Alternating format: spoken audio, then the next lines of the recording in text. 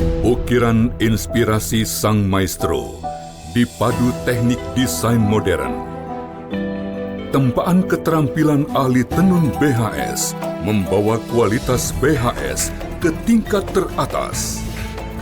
Puluhan tahun pengalaman dan dedikasi untuk sebuah mahakarya seni tenun Indonesia. BHS, The Art of Craftsmanship.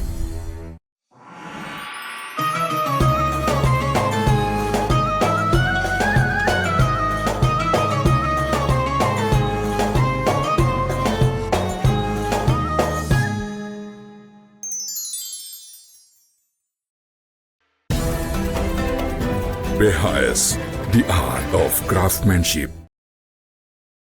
Assalamualaikum warahmatullahi ta'ala wabarakatuh.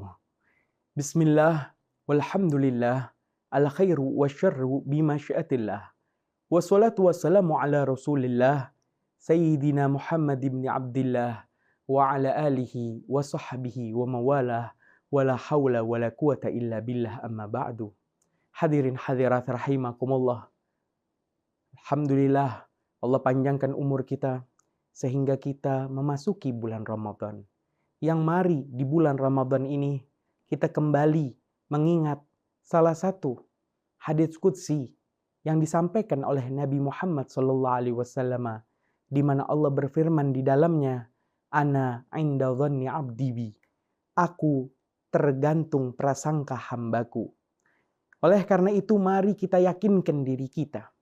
Kita jadikan dugaan kuat husnudzon kita kepada Allah Subhanahu wa taala bahwasanya kita pantas menjadi ahli surganya Allah Subhanahu wa taala dengan menjamin diri kita untuk melaksanakan salah satu perintah Allah. Allah menyuruh kita wa aqimis salah dan dirikanlah salat. Di bulan Ramadan ini mari kita dirikan salat kita dengan sungguh-sungguh. Nabi Muhammad SAW bersabda, As-salatu imaduddin. Salat adalah tiang agama.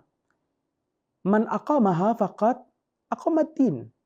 Barang siapa yang mendirikan salat, maka dia mendirikan dan mengokohkan tiang agamanya. Wa man tarakaha faqad hadamaddin. Dan barang siapa yang dia meninggalkan salat, maka sungguh dia menghancurkan daripada tiang agamanya. Maka mari kokohkan tiang agama kita dengan mendirikan salat di bulan Ramadan ini. Nabi Muhammad SAW bersabda, Al-farqu bainal muslim wal kafir as-salah. Bahwasanya pembeda mana yang orang muslim dan mana yang orang kafir adalah apakah orang tadi mengerjakan salat. Kita berbeda dengan orang kafir. Allah memberikan kepada kita nikmat yang luar biasa, yaitu dengan keimanan dan keislaman. Maka jaga dan syukuri nikmat tadi dengan kita melaksanakan sholat. Di akhirat nanti, yang paling pertama dihisab dan diadili oleh Allah Subhanahu wa taala adalah ibadah sholat yang dilakukan hambanya. Awwalu ma yuhasabu bihil abdu yaumal qiyamah as-salah. Paling pertama yang dihisab adalah sholatnya. Oleh karena itu, sholat adalah satu-satunya yang Nabi Muhammad harus menjemput perintah sholat tadi dengan mengelilingi alam semesta, menembus alam dunia, alam malakut dan alam jabarut. Begitulah sholat. Sehingga Nabi Muhammad di pagi hari tidak langsung melaksanakan sholat subuh karena tidak tahu bagaimana tata caranya.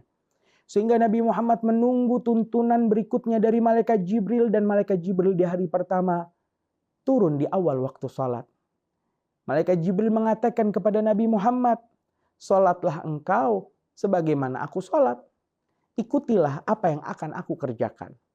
Ketika malaikat Jibril berwudu, Nabi Muhammad mengikutinya. Malaikat Jibril menjadi imam sholat zuhur, Nabi Muhammad menjadi makmumnya. Begitulah di hari pertama malaikat Jibril turun di awal waktu zuhur, asar, maghrib, isya, dan subuh di hari kedua. Tetapi di hari kedua zuhur, malaikat Jibril tidak turun di awal waktu. Ia turun di akhir waktu. Sehingga itulah Nabi Muhammad mengikuti malaikat Jibril dengan jumlah rakaat, tata cara sholatnya, dan awal serta akhir waktu salat 5 waktu tersebut. Allah berfirman, Inna sholata kanat al mu'minina kitaban mauquta. Sesungguhnya salat bagi orang yang beriman adalah telah ditentukan waktunya. Nabi bersabda kepada para sahabatnya, Sallu kama ra'aitumuni usalli. Salatlah kalian sebagaimana kalian melihat aku salat.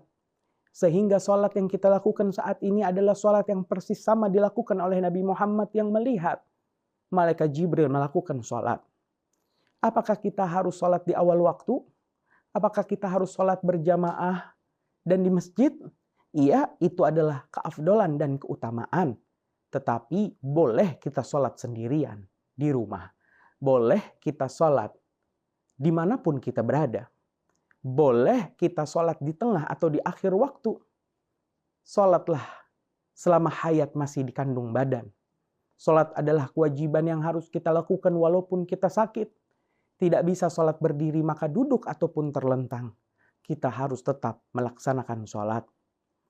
Maka dikatakan celaka, musibah, orang yang salat hingga keluar waktu. Sehingga salatnya qadaan. Salatnya keluar waktu tanpa uzur syar'i. Atau bahkan orang tadi mengentengkan dengan tidak melaksanakan salat. Dia anggap salat bukanlah kewajiban dia. Maka ini adalah orang yang celaka. Fawailul lil musallin alladzina hum an salatihim sahun. Maka celaka bagi orang yang tidak melaksanakan salat, yang dia lalai daripada salatnya. Bukan lalai artinya salat sendirian atau bukan di masjid atau tidak di awal waktu, tapi maksudnya adalah keluar daripada waktu salat tanpa uzur atau bahkan tidak salat sama sekali. Maka di bulan Ramadan ini kita jadikan diri kita untuk menjadi pribadi yang terus melakukan perintah Allah salat, sehingga kita menjamin diri kita menjadi orang yang berhak untuk masuk ke dalam surganya Allah Subhanahu wa Ta'ala. Terakhir, satu-satunya cara taubat daripada salat, meninggalkan salat adalah kita harus menghitungnya, sehingga kita salat di waktu-waktu tertentu yang kita mengqadha salat tersebut. Salatlah di masa depan dengan cara kita melakukan salat wajib. Ketika orang sedang zikir dan berdoa, kita mundur ke belakang dan kita sholat sesuai dengan hitungan yang kita hitung. Dan inilah satu-satunya cara bertobat dari orang yang meninggalkan sholat. Mudah-mudahan bermanfaat. Wallahul muwafiq ila aqwamit thoriq. Wassalamualaikum warahmatullahi ta'ala wabarakatuh.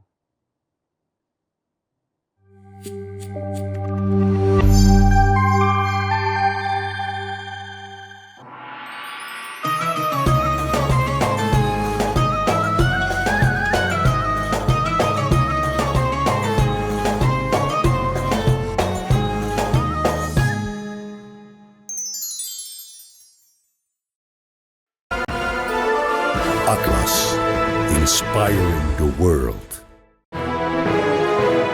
Atlas Super Premium. Superior color. Superior weave.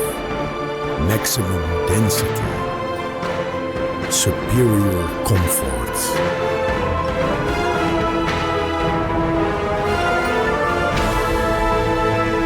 Atlas, inspiring the world by BASTEX.